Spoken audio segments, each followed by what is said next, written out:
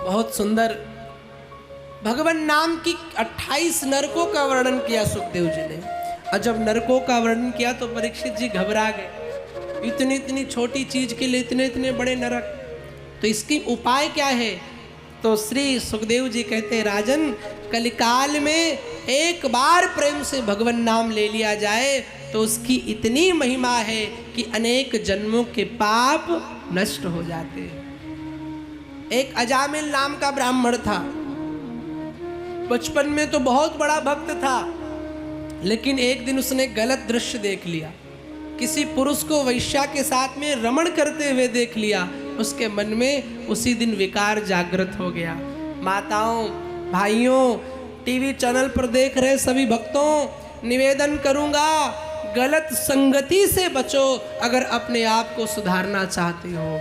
और आजकल गलत संगति बाहर नहीं, आपके अंदर ही है। आपका फोन यह भी एक कुसंग का रूप बनता जा रहा है। अच्छी चीजें देखने की बजाय नए नए बच्चे फोन पर क्या क्या गलत देख रहे हैं। अब बिगाड़ने के लिए बाहर के लोग नहीं, एक फोन ही काफी है। इसलिए सुनो भी तो अच्छा सुनो, देखो भी तो अच्छा देखो, क्योंकि ये इंद्रियां भी आहार करती है।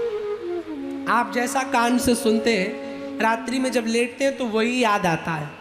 आप जैसा आंखों से देखोगे, अनुभव की बात बता रहा हूं, रात में लौटोगे तो वही नजर आएगा। तो इसलिए कोशिश करो अच्छा देखो, भगवान का दर्शन करो। गलत गलत वीडियोस, गलत गलत फोटोज, ये सब बंद करो। देखने से भी वक्त के जीवन में अपराध लगता है, ठीक है। और मैं माताओं से निवेदन करूंगा, अपने बच्चों का फोन हर दिन चेक करो, उनकी हिस्ट्री चेक करो, क्या कर रहे हैं ये, कम से कम पता तो होना चाहिए। आज अधिकांश बच्चों की लाइफ बर्बाद हो रही, किस लिए? माँ बाप ने बच्चों को अनुशासनहीन बना दिया। छोटे छोटे जब हम लोग थे, हमारी मैया तो डंडा लेके दौड़ाती थी और कहती थी भागना मत, अगर भाग गए तो और मारूंगी। और गलती से अगर भाग जाता था तो और मारती थी, और नहीं भागता था तो मार के बाद में कहती थी भागते क्यों नहीं हो। तो बच्चों पर थोड़ा सा अनुशासन रखो, जरूरी है। देखो कहीं कुछ गलत तो नहीं कर रहे। अजामिल ने एक गलत दृश्य देखा, इतना बड़ा पापी बन गया। विवाह किया वैश्या के साथ में, संतानें उत्पन्न की। एक दिन संत आए और कहा कि अजामिल, तेरे घर में कुछ मिलेगा। अजामिल की पत्नी ने भोजन करा दिया तो संत प्रसन्न हो गए। बोले ठीक है, काम कर, एक दक्षिणा दे दे। अजामिल ने कहा एक तो भोजन कराया, अब दक्षिणा भी चाहिए? बोले हाँ, दक्षिणा में एक ही चीज चाहिए। बोले क्या? बोले अपने अगले जो आपकी संतान हो उस बेटे का नाम नारायण रख देना। नारायण रखना? बोले ठीक है। देखो देशवासियों को निवेदन करूंगा, अपने बच्चों का नाम सुंदर रखो, ऐसा नाम रखो कि भगवान से जुड़ा हुआ हो, ठीक है। पहले नाम कितने प्यारे थे, राधा, मीरा, तुलसी। अभी तो नाम रख रहे हैरी, मोंटू, कोई मतलब नहीं।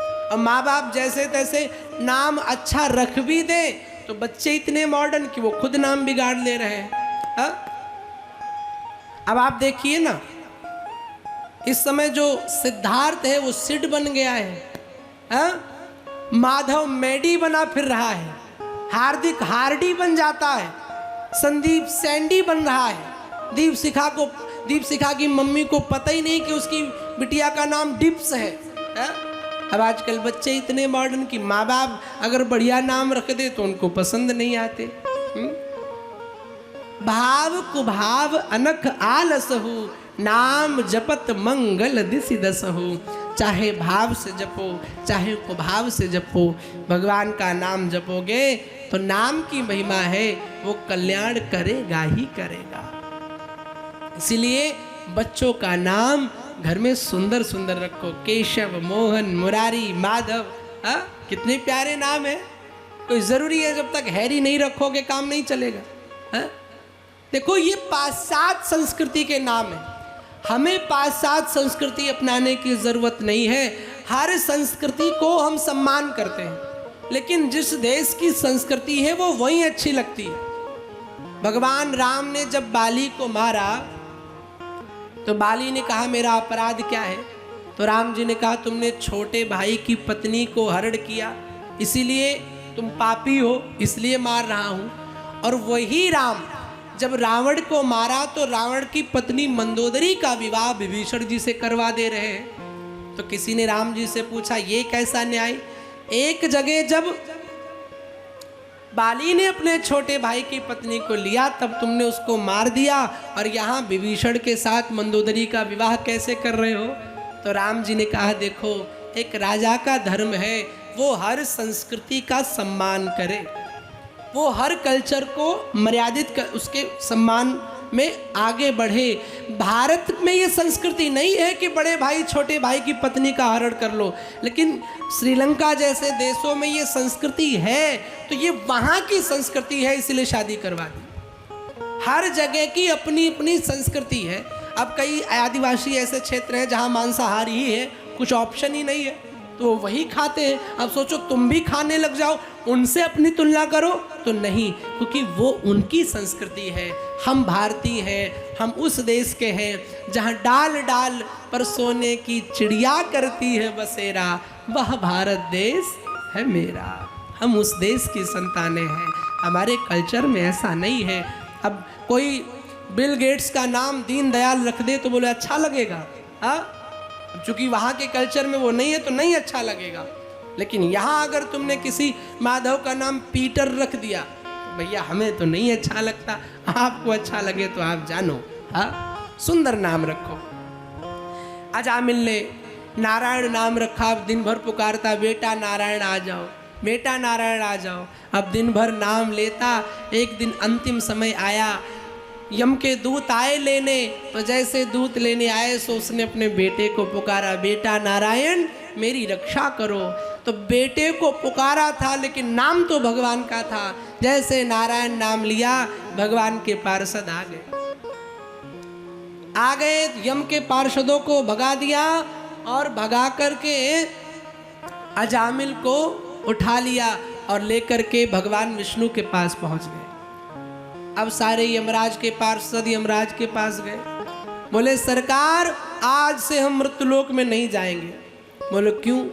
बोले इतना पापी अजामिल, इतना गंदा अजामिल, जीवन भर पाप किए, उसके बाद भी अपने बेटे नारायण को पुकारा और नारायण के दूतों ने मुझे मार दिया, उसे ले गए। तो जब बार बार नारायण नाम ले रहे थे तो यमराज ने कहा चुप रहो, जोर से नारायण नाम मत लेना। बोले क्यों? बोले ये नरक है, अगर किसी ने सुन भर लिया तो नरकवासी सारे स्वर्ग में ट्रांसफर करने पड़ जाएंगे। क्यों?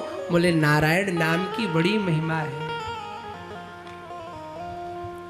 एक बार जो भगवान नाम ले लेता है उसके अनेकों पाप नष्ट हो जाते हैं।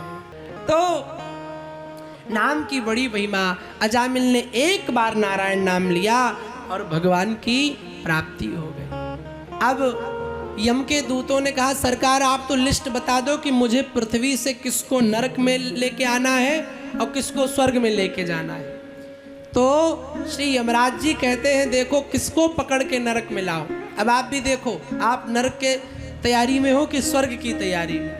कहा किसको लाएं? बोले सुनो, जिवहान वक्ति भगवद गुण नाम ध्येयम् चेतस्ना स्मरति तच्चरणारविन्दम् कृष्णाय नो नमति अक्षर एकवापि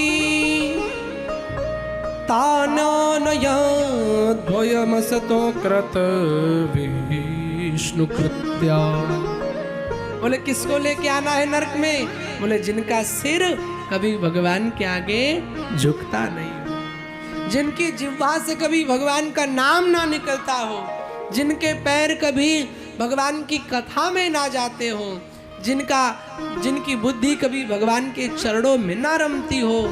यमराज जी दूतों से बोले दूत तुम उन लोगों को पकड़ करके ले आना। यमराज जी ने समझाया, अजामिल भगवान के धाम को गया।